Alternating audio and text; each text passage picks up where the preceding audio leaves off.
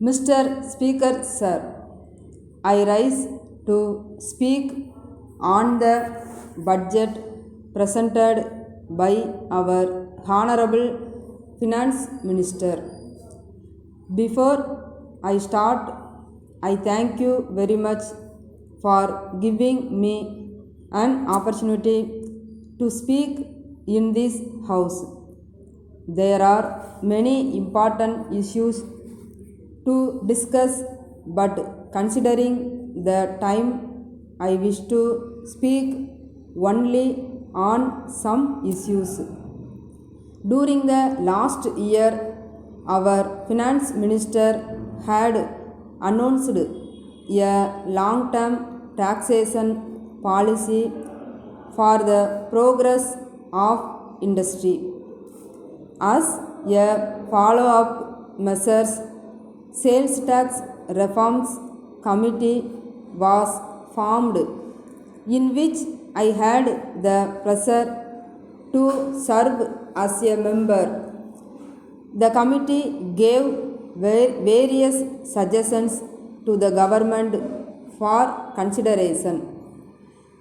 I hope the government will accept and take necessary action in the matter. Now, I would like to speak on power project. The economy of a state depends on the availability of adequate electric power. Power development involves high investment and long time. It also calls for a good planning and a long term approach. It was realized that the state should try to achieve self sufficiency in power generation, and this objective can be achieved only by evolving a large number of power schemes.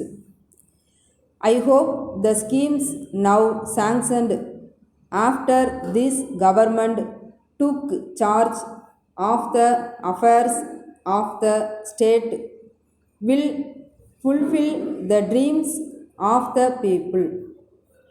I am happy to note that the community development scheme has been successfully implemented in all the blocks in our state.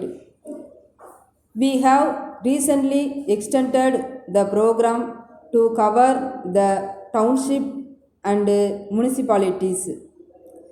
Our state occupies a pride of place in the educational map of India.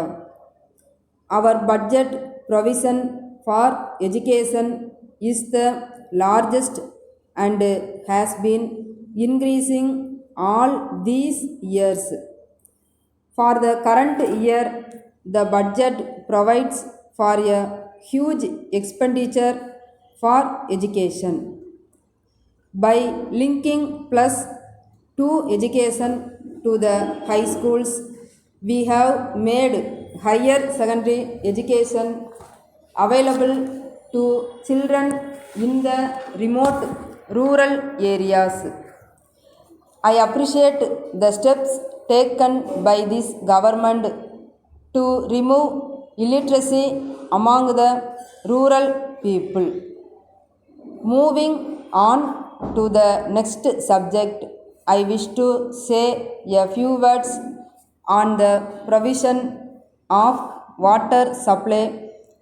The government has made arrangement to supply drinking water through lorries. But the lorries carrying water often visit the places during midnight, thereby causing inconvenience to the people. It should be totally avoided. The drinking water may be supplied during daytime so that the house viewers can easily take the water to their homes. Letter from Murugan Brothers, Chennai to Messrs. Balaji and Sons, Madurai.